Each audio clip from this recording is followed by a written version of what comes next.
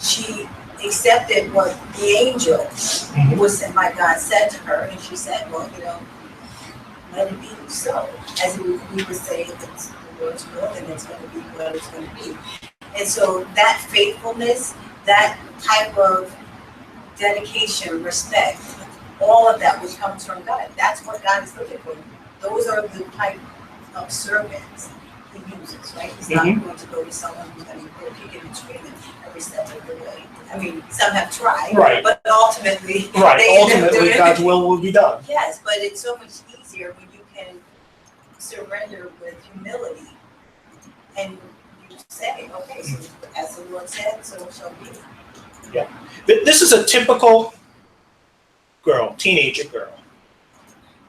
If you sort of think about her life, I'm sure that she was taught and she understood that this Christ is coming at some point. Just like all other Jewish people, it seemed that she came from a good Jewish family. They followed the rules later on that was required with Jesus and everything else that was necessary. Wasn't from a rich family, apparently. And we see here a heart of somebody who loves God. And that's a very critical point for each one of us to understand too. Now, I can only view things from a male point of view. A man's view on things or my view on things, I am sure, are completely different than a woman's view on things. I think there's a great balance in the relationship when you have a husband and a wife that are working together for the good of the family and for all the things that the family unit is working towards. When one or the other is out of sync in that relationship, there's strife, there's confusion, there's problems, there's things that take place. And this is what God doesn't desire in his relationship with mankind, nor does he want it in the world. But one of the things is to have this mindset, to say, hey, if God is telling me to do something, I really don't understand this. How am I going to be with child? I'm engaged to be married, but the marriage hasn't taken place yet. I've had no relationships with my husband, but if you're saying that I'm with child and I'm going to, be giving birth to the King of Kings, this is, this would be mind-blowing to me. But yet there's some understanding that she has here. And I think some of that had to do with some preparation in her life before this took place. God didn't just say, hey, that girl over there in the corner is the one that's going to be... God had this plan in place before he created the world. He knew that Mary was going to come into the world. He knew she would be the best person, and Joseph would be the best person. It doesn't mean that they are perfect. Matter of fact, these are human, just like you and I. And we see a little bit later with Joseph, there was some doubt in Joseph's mind. Should I, divorce this woman? He's not even married to her yet, but that's how it was in the Jewish relationship. Once you're betrothed to somebody, you are as good as married. There's a waiting period of about a year usually before you actually have the wedding and consummate the marriage. But during that time, you are still considered to be in that relationship. But in what God desires for us here is to have that kind of mindset. Nadine, you forgot? I speak so much. I can say that because she's my wife. It is true. She knows that. I think, yes, Mary submitted, but I think it was more than just, it's not as easy as it sounds. It sounds, when you say submitted, it sounds easy, just the words. Mm-hmm. But the culture that she was in, she knew what society would think of her. Having a child, and it wasn't her betrothed's child. Mm-hmm. She knew all those, what would happen, She could be stoned, she could be ostracized, and all that could happen. But she trusted in God, because if God said, you're going to bring the Messiah, then she knew that the Messiah would come from her. So I think the premise here, in terms of the type of people who God uses, God's work through, are the people who trusted him. Because God could have said that to somebody else, and they would have come up with all the various reasons why they couldn't do it, and why they needed to be married first, and why. We saw that in Moses, right? In Moses. But through Mary, she trusted that God would take care of her. And and she submitted based on that trust. And that's what some of us are lacking. I know that's what I have struggled with. And when I look at verse 28, God had already found favor in her. Right? Correct. And so when you look at 28, and the angel was saying to her, rejoice, highly favored one. The Lord is with you. That speaks volume, right? Blessed are you among the women. So it was not just her little servant out of all the women. You are blessed and you are highly favored, right? I mean, that had to be, so in looking at her and her character, I mean, she stood out among all women. There was something unique about her that God chose, and I'm sure she was after God's own heart. He would not have recognized her as such. That's right. In every way. Not easy to do, but but the life she was living was the life that was worthy enough to carry the Son of God. Absolutely. And that's an amazing thing. We don't see anything about Mary before, these verses. So we don't know what her life was like. Maybe she was just a quiet, good person outwardly, but God knows the heart of that person. That doesn't mean that she didn't make mistakes. There wasn't things that were wrong, that didn't happen in her life that didn't go wrong. But yet God knows when one is working towards trying to be right in his favor for the right reasons. And God can use that person in order to do those things. This is part of the relationship that God desires between a man and a woman. If we in the marriage relationship are both striving to put God first in our lives, then it automatically should be that we are putting each other at the same level. And that is the problem a lot of times where we fall short, especially in society as it is now, because it's always that one wants to have a position of authority over another in some way, shape, or form. It is a natural kind of thing. And in turn, God had put this plan in place for a reason, that we balance each other. The family unit is very important. And in our society, there are a lot of rights and privileges that women have that when you really step back and you look at them, it sort of has been a detriment to our society as a whole, because in some cases what's happened is that that family relationship, the way that God desired it, is no longer looked at as being important in our society. There is a breakdown of that relationship between having a man and a woman in a relationship in a family, the world, and having a godly father and a godly mother in a relationship bringing up a child. That's the ideal. That's how God desired it from the beginning. And that bond between a man and a woman is not a contractual bond. This goes much, much, much deeper. It's a covenant bond that should never be broken for any reason. And our society doesn't look at it that way. We basically have disposable relationships. If things don't go the way we like it, then we just move on and sign the papers and go to the next place. And if you know that even before you're not going to be able to do it and you have any kind of income or any kind of main assets, then you sign a prenup agreement before you get married. And knowing, how does your relationship start out there? It basically is, you're saying, hey, yeah, I love you, but I'm not going to give you 100%. I'll give you a certain percentage of my, and that's a tough thing. And when you do things from a spiritual point of view, God desires this relationship and this family relationship. And that's a part of it. Did I see a hand up over on this side of the room? Okay. Dewa? Yes, 2,000 years later, in this situation, over there, we cannot even imagine what is the situation. But mostly we see all of the character in the Bible. When God chooses those persons, they don't think in the future as it is her. She was virgin. She had no idea anything. This angel is going out. And the future, she didn't know anything. what will happen. If the normal people, when somebody in those religions, I mean Jews religion, when women without marriage, having baby, there is a big punishment.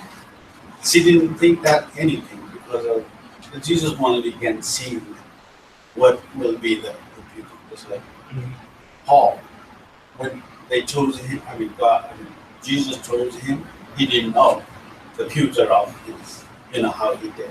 So anything that we can tell at the moment and that scenario, where we can just imagine right now, a lot of country which is still in this situation,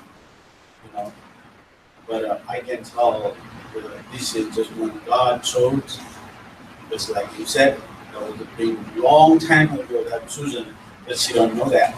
She don't know that I'm a chosen person, right? So this is just one thing. She was so glad, she was happy, it was a favor. That's just short period of time. Yeah, we don't know what came in afterwards. I'm sure that she was nervous. Yeah.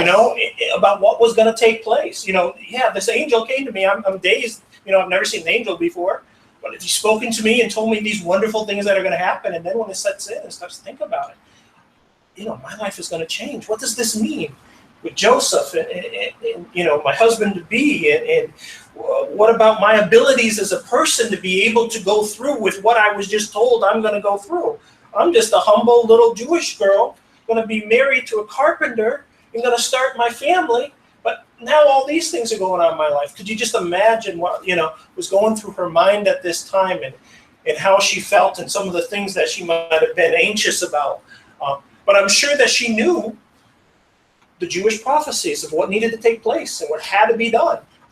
And there probably was a great peace of mind knowing that this was all the plan of God coming to place, and a great humbleness too in her that she had to have in order to be able to do this meeting. Yeah, we only have to read what she said to Elizabeth, right? Mm-hmm. We have to read those verses of the 46 to 55 to realize the type of woman she was. So Donna alluded to this, that God used her because she was already in it. But you can, just reading through this, you can tell where her mind is, that she knows exactly who God is. You can see her humility, but that she recognizes exactly who Jesus was going to be. Correct. She recognized that he was the mercy that was promised to Israel, and that God remembered them. So she understood her Bible, well, not her Bible, but she understood who she was, and she understood the promises that God had made, and that this would be the fulfillment of them. Understanding maybe on an intellectual level, because we, when Jesus was 12, we saw that, she didn't really get some things. But even then, she had these things in her heart and she thought about them. That was the type of person that Mary was. It's interesting to look a little bit deeper into the lives of these people that we sort of, we talk about quite often. There's not a lot. We sort of like sum up these great characters in, 50, 100 sentences sometimes in regards to their overall lives. And we have to understand that this is just a small period of her life. It's only 9 months that she's going from the time of, being told that she's going to be with child, the time that Jesus comes on the scene. In retrospect, in a person's life, that's not a long period of time, but to her, could you imagine everything that's going through with her family and with, with her husband-to-be, how, the relationship that Joseph had at first. And we see later on, if we read the rest of the story, that, Joseph at first said, maybe I should, null this relationship. But God comes to him in a dream and tells him what's necessary. And then Joseph at that point now is faithful in being on board with what God desires to be done. So now Joseph and Mary are in this together. We don't hear much about Joseph in regards to his relationship with Jesus or in the really early stages of his life, but I could, imagine what's going through his mind. Does he really understand how things are going to change in his life once Jesus comes on the scene. And I'm sure people were talking. I mean, people could count. Mary's away with his cousin Elizabeth for 6 months or 3 months, and you come up with it and you do the numbers, there's something doesn't add up by the time they got married and the time the baby comes on the scene. So I'm sure that there was a lot of stuff going on. But also in the New Testament, somewhere along the line, I don't remember where the verse is, there's sort of a verse where the Jewish leadership at one point calls Jesus the son of Satan, which could, when worded and looked at from a point of view, could have had to do with the fact that he was not a legitimate child in the process, that some commentators say. So, I mean, if that is the case, then you know that this talking and stuff has been going on his whole life, 30 years, knowing that, hey, something's not right in that relationship. But having to deal with this and go on with this, it was important. So any other input in regards to question number 1, or anybody want to add anything to that in regards to Mary? Or I would think if I put it into today's perspective, it's very difficult, right?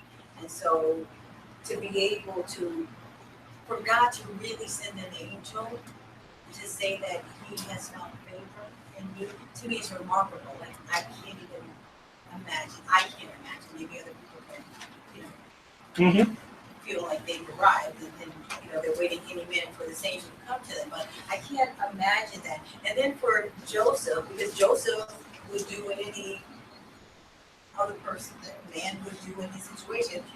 He's ready to flee because he doesn't get it. But then he too displays the faith that was necessary in God, and knowing that all of this was going to work out. I think Mary obviously knew more than Joseph, and she didn't have to be convinced, but Joseph did. It's just to me, just a remarkable story. I don't know, God picked the right people, obviously, to carry this out, but I think today, I just, what was in their life, what did they have that we don't have, or that we're lacking, and how do we get right where God finds that type of favor in us? There's a little alluding to some stuff there, is that it was her cousin who was Elizabeth. So there was some spirituality within the family unit that was going on in order for God to be able to choose these people to be used in these positions. I don't think that's just by chance out of the thousands and tens of thousands and millions of people that would have been in the Jewish nation during that time. That could have fit within the category of what was necessary. I mean, they got to fill all the prophecies and fit in all those channels and come through the lineage correctly and all that. But in turn, I think that's a good indication of saying that, hey, when there is spirituality in a part of the family, it flows over into the rest of the larger family unit. And that's important. In our society, we've lost that a lot. A lot of our families don't stay together. A lot of other societies, you have people living 2-3 generations in the same household, learning from their elders, learning from their grandparents, respecting and honoring them, because that's the societal unit in the way that they've done things. We live in a country that is very mobile.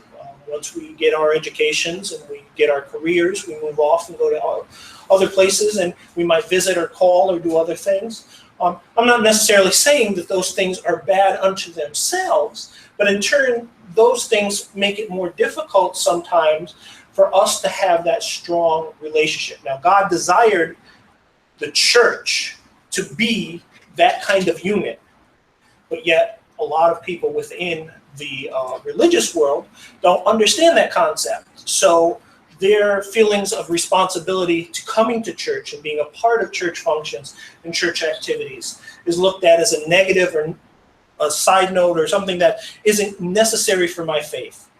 I have a faith that's built upon my understanding of God, and it doesn't require me to come sit in church on Sunday or on Wednesdays or other times. That is a fallacy. We are, falling short in our relationship with God when we actually do not. We basically ignore the gathering of the saints.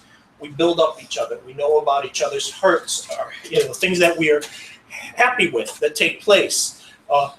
And we should be working together for the betterment of our spiritual body, which is the church, in its unit of wherever we're gathered, in whatever city or whatever, under whatever roof we are, and for the betterment of the church as a whole. And in our family units, it should be the same way. But in our society, we sometimes become like the Jewish people who basically say, hey, listen, I already gave to the church all my money.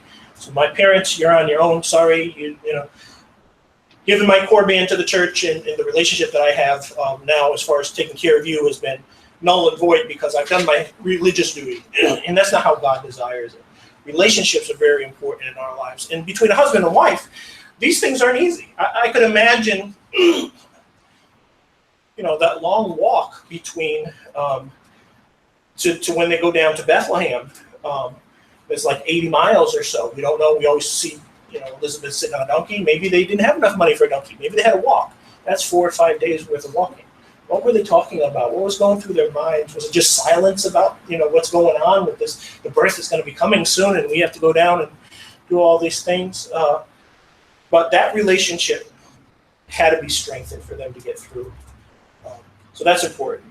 So let's move on to question number 2. How has the fact that with God nothing is impossible, where it says in verse 37, taken root in our own lives, or has it, in regards to this statement?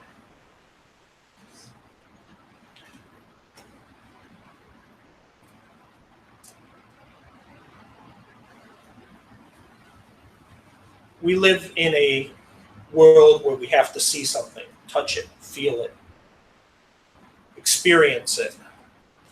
But with God, he resides outside of that. He's in control of everything that is in nature, that is in the realm of all of the sciences and all the things that we can see or ever imagine that could take place.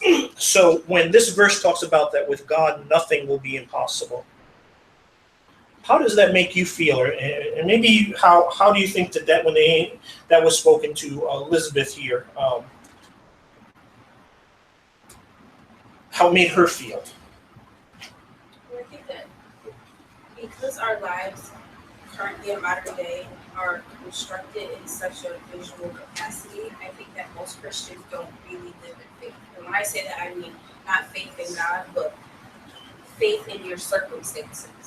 So we believe in God, but most Christians, if you were to poll them, I think would probably not necessarily have as much faith in the doctor's diagnosis or their financial situation, right? I think that that's where we tend to struggle. And so I always go back to the scripture because everything that God asked in the Bible defied absolute logic and also defied any visual representation of their life. And so that's where I try to find God in my life. God can't, it's not faith if it can actually happen, right? Like I'm not walking in faith that this pen has a cap. I know that that's going, every pen has a cap, and if not, we don't use them, right? So that's not even a logical explanation of faith. This circumstance is impossible. And even when in verse 35, the angel is giving this explanation, right? Because she's immediately in denial. And so he's saying the Holy Spirit will come upon you and the power of the highest will overshadow you. And I love that language because I think that that's the ultimate expression of God in the midst of a circumstance. And that he is going to overshadow anything that you see. And then that is what makes it possible. Because God is suddenly in it, he's hovering over it, he is beyond what you can see, he's filling every gap. We need to live that way. And I know that it's scary and it's terrifying. I've left jobs, I've jumped into certain circumstances, even starting school and not having it all figured out, but believing, right, that in the impossible, God will. And so for me, it's hard. The Bible talks in Romans about, us needing to live faith to faith. And that's exactly what it is. It's moment to moment. It's step by step. It's like Abraham, get thee out of that country. Okay, God, but where am I going? Just start walking. And once you start walking, that's so terrifying. But that's what he's expecting of us. And we really have to sometimes jump out on a limb. And it's scary. I know for those of you who are parents, your faith will ultimately impact your children. So if you up and leave, you move, whatever. Yeah. Like it's gonna affect someone else, but that is beyond your circumstance. So I tend to like to think of it as like him overshadowing anything that I can actually see. Absolutely. That's basically the background that I look at is a lot like Abraham. I'm sure that she had a faith that she had grown and nurtured to get to the point to be able to be the one that God chose for this particular position. We don't know much about her life and who she was, but it is a great blessing and a great encouragement to everybody to know that God can use us, no matter who we are and what position, to do miraculous and wonderful things. A lot of the world looks at Mary in a light that God never desired her to be looked at. So we have to be very careful that we don't raise her up on a pedestal to being as equal to Jesus or to be, prayed to or those kind of things, because the Bible does not say those things. It does say that God chose her. She was the right person at the right time.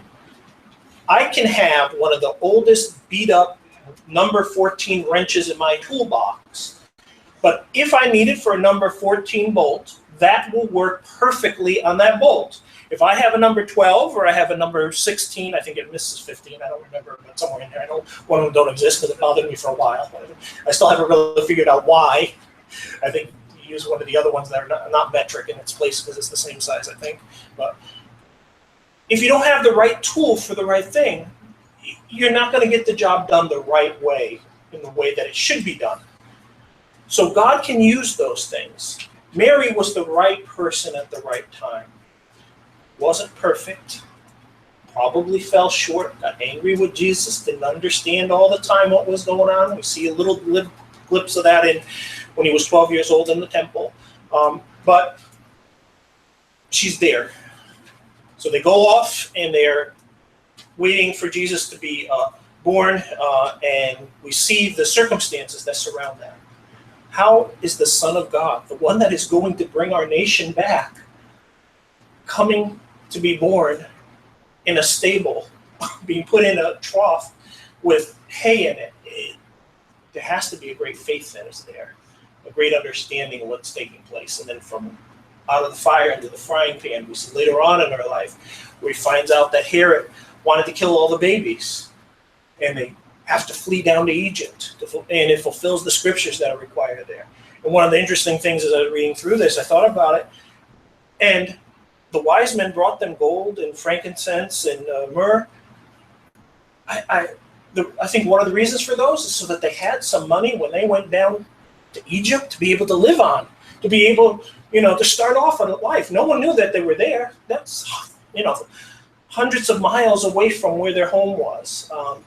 God uses us and has a place set up and prepared for us in advance if we are willing to do what he desires in our life.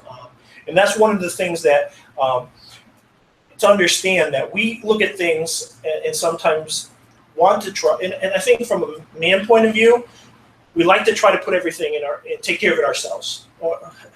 Quite often when I'm told a problem or told something, the first thing that comes to my mind, what can I do to fix it? Or get it resolved so we don't have to talk about it anymore. But sometimes it's just a matter of talking about certain things. And that's the difference between a man and a woman in some respects. They want to have that conversation, to think things out at a different level than a man. A man usually wants to take care of it, and usually our response to taking care of things is if we get out the duct tape or we get out the glue or whatever, and it's a temporary fix to just get it over with instead of doing it the logical right way to begin with. But God desires a mind and a heart set to realize that, hey, with him, nothing is impossible. And that's hard to really understand as a Christian. And sometimes when we go through things, and especially in a family relationship between a husband and a wife, in this relationship with our children, we need to be more understanding that with God, everything can be taken care of. With Jesus, all things are possible. And that's how, as the mindset that we should go into those things. Let God work on these things in our lives. Do what we can with the means that he's given us, and be faithful to what he has to say, but letting God be in control of the things that we know that we don't have control over, and knowing that he will work it out for the very best of us. Number 3 says, in what ways would you say Mary's responses to Gabriel summarizes what our relationship with God ought to be like? I think we've touched on that a little bit as we've gone through. God wants to work with us, but we need to be willing and moldable. That's the problem that the Pharisees and the Sadducees had. Their hearts were hardened, just like Pharaoh's were, to a certain point where no matter what you try to do, you're not going to change it. Because that love had been lost for such a long period of time, that there's nothing that with some people, because they allow Satan to have that control in their life. It's a sorry state when that happens. God desires everybody, wants them, but he knows what's going to happen in that relationship. And God wants this in our family relationship. It's when the mind and the heart of one of the spouses becomes hardened, and that relationship now bond is broken. And that's when things start going downhill, and that relationship is no longer the way that God desired that relationship to be, and it no longer is able to do what is necessary in order to function correctly. Those are the things where we need to realize that with God, if we try to put him first again, and we ask for forgiveness, and we work on these things, all things are possible. But in this relationship with Mary and Joseph here, they're working this out as they go along, as far as how God is putting them through these things. And it's just a matter of trying to understand where it is. I'm sure that Joseph never in a million years, when he saw that pretty girl, and said, that's going to be my wife, but he thought that he'd be down in Egypt, running away from a powerful king who wanted to kill his son. Actually isn't his son to begin with, but he's the son of God who's going to lead this great nation. Can you imagine what's going through their minds? Now, at some point, maybe daily life just kicks in, and they don't think about those things. This is little Jesus sitting on the side, playing with his sticks or doing whatever they do or play with, and those times come up, but that's still the relationship that God desires. So, anybody else? Anybody want to add anything to number 3 there, as far as summarizing what our relationship with God ought to be like? In Isaiah 43, it says something that I think is interesting. Isaiah 43:10, it says, "You are my witnesses, says the Lord, and my servant whom I have chosen, that you may know and believe me and understand that I am He."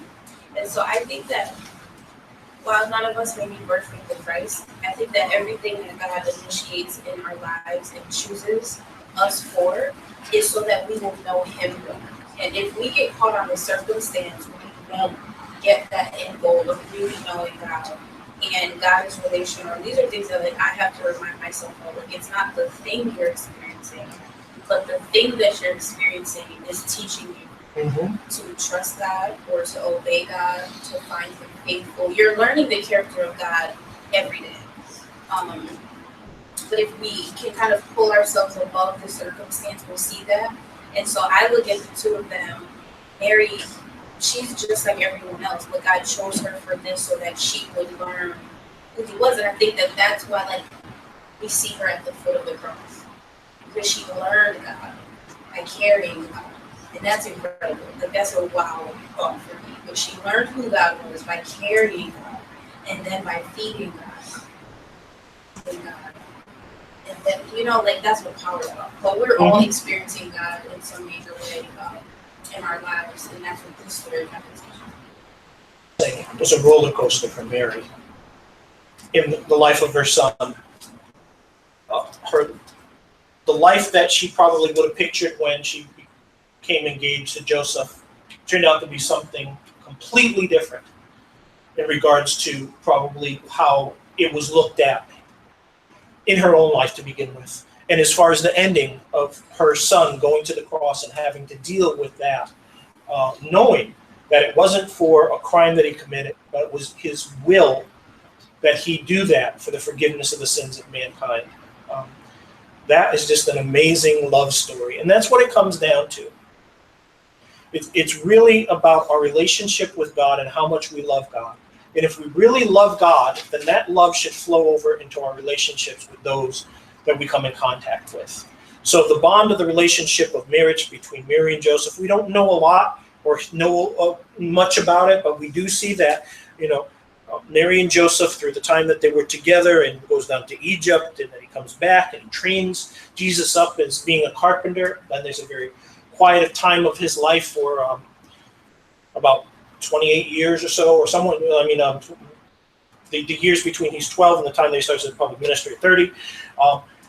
So there's no real indication of what's going there, but there was a tutelage or an understanding and a relationship that was built between Joseph and his son Jesus in the family business and making things work and run. And that dynamic there, we really don't see a lot, because from a scriptural point of view, although they would be interesting to know that was going on, that really doesn't impact our salvation and what God desires from us as Christians to really understand that's necessary for our salvation.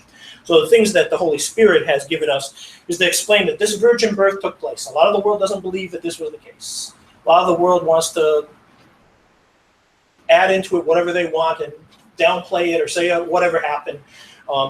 The role of Mary is misunderstood by a lot of the world. And all we have is the scriptures to look at to understand what God desires for us as his people. So we need to be very careful that we just look at the scriptures, see what it says, glean what we can from what God has given us in the written word, and understand that, hey, God desires a relationship that is one that is based upon a love that is so deep that even though we can't understand why we got to march around the city 7 times and then blow our horns, we will do it because that's what God asked us to do.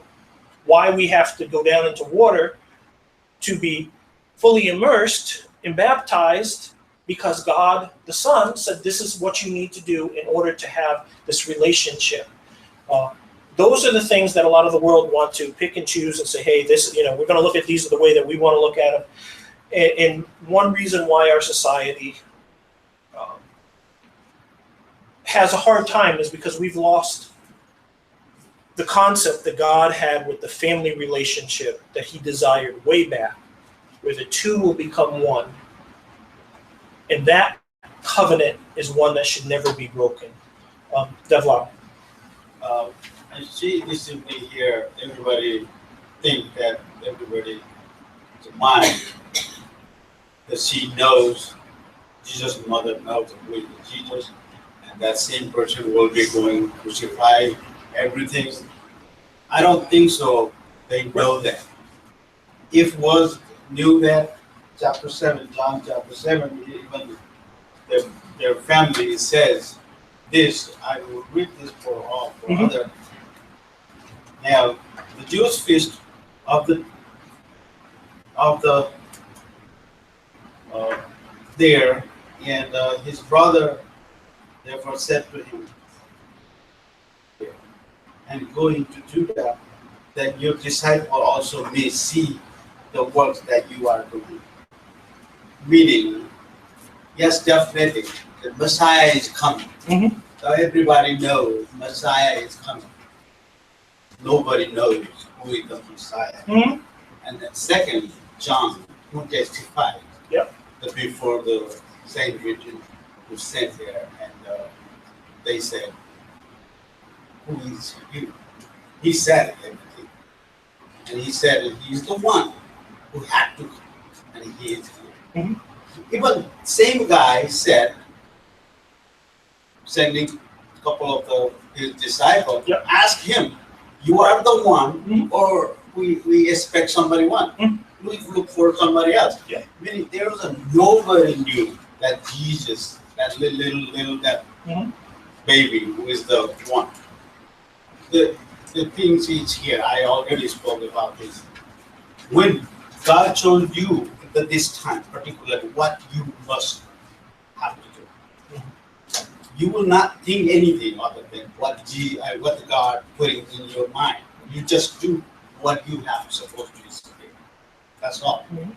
At the time, everything at the time, just like Mary, Jesus' mother. They don't have wine It wasn't her that tension. No, the wine is ran out. Why would say Jesus is making wine or she is going to make wine? No. Everything as time comes, God put in your mind and you will speak. So this little baby is the God putting there. His family had to come. Everything according to God knows. But that no one knows there is that Jesus is the same that little baby.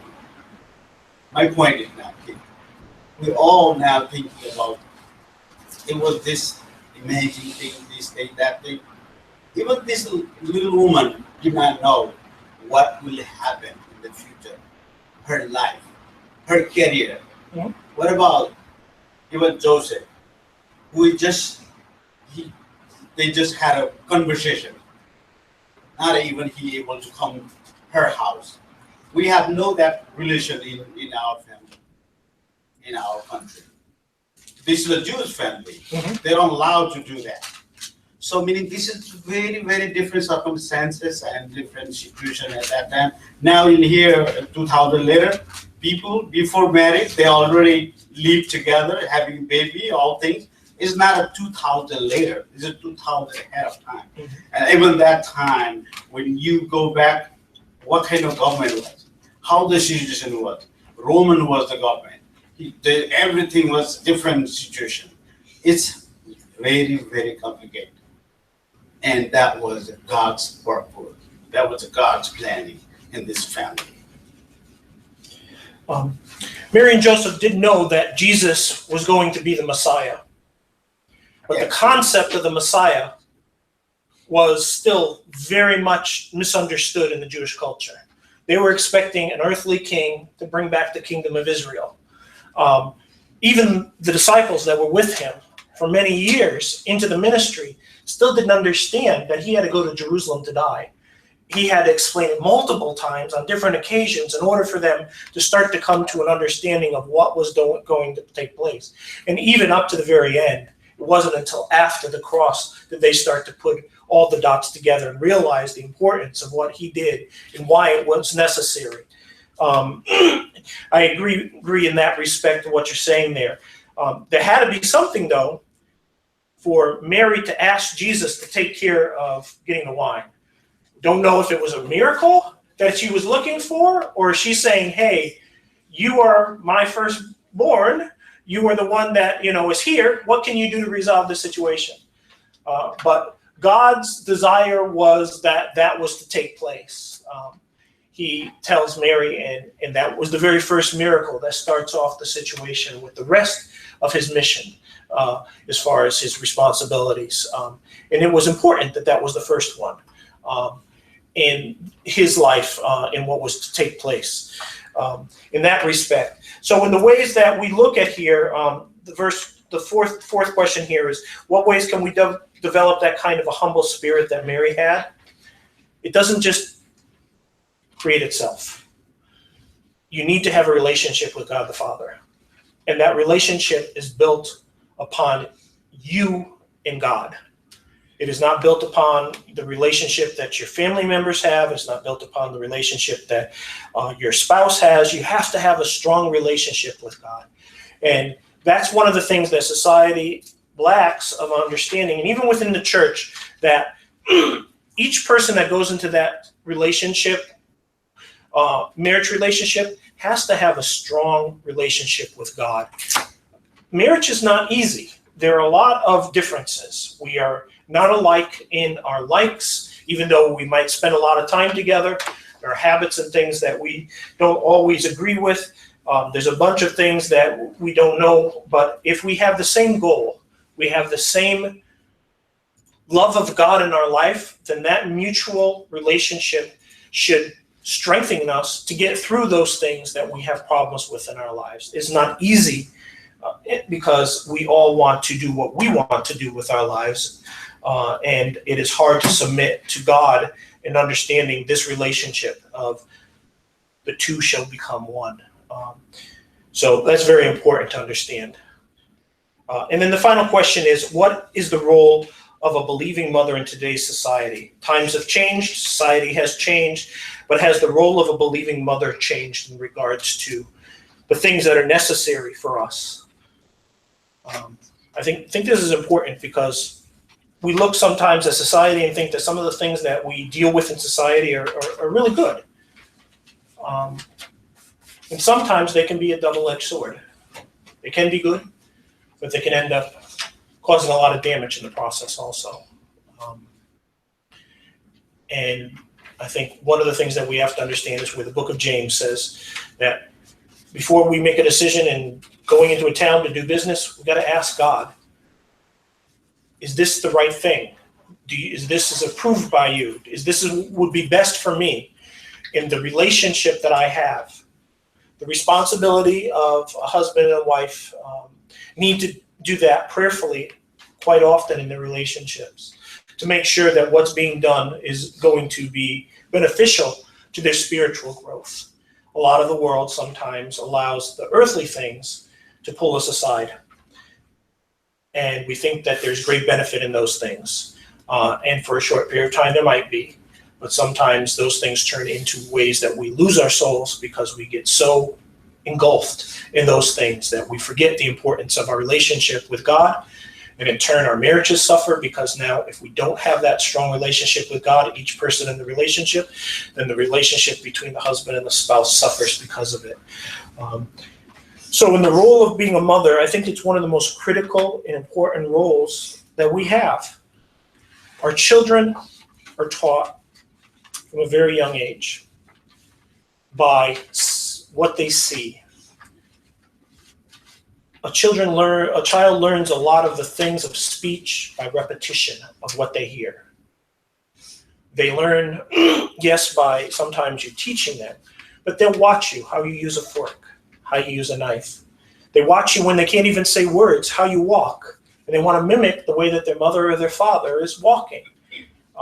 If you look at some kids, if one parent walks a certain way with a certain stride, you can say, oh, that person from behind, and you don't even have to see their face, must be a relative of so-and-so because they have the same kind of swagger or walk because, little idiosyncrasies that you see are picked up. The importance of a mother in a relationship with their children is very important. And this lesson was for Mother's Day and the importance of Mary and understanding in a societal point of view, we need to understand that God desires this relationship with each one of us, that we put him first.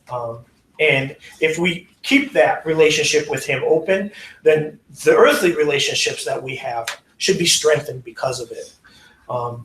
Mary is a great example. Sometimes we overlook her in the things that she's done in regards to Jesus and this whole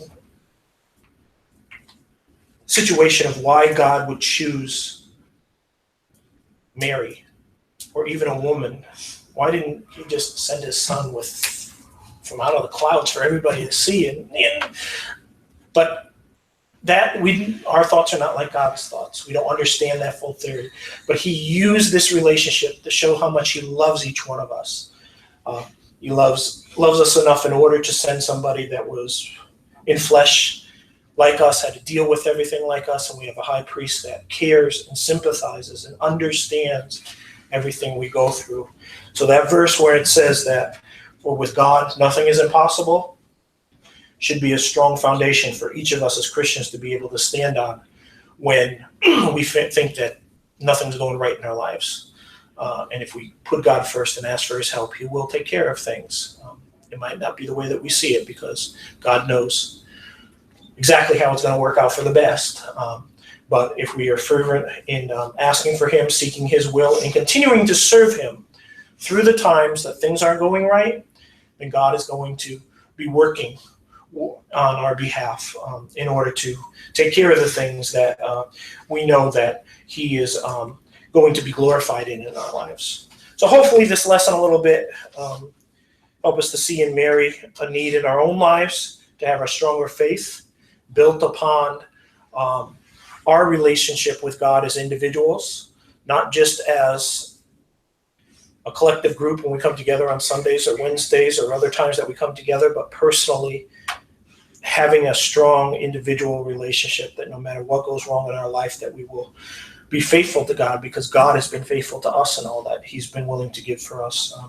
And that's something that is just wonderful to see in the life of Mary. And in women as a whole, there is a great, wonderful thing that women have this loving, kind response with their kids and with their children in a relationship and a bond there that a man just won't understand. That relationship that Jesus and Mary had was one that as a father, understand great pride and understand what it is, but it's different. It's from a different level.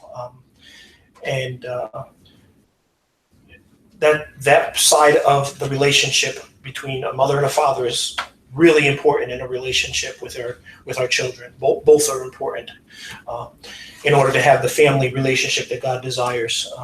So just some things to think about, and we'll close up with Devlal and then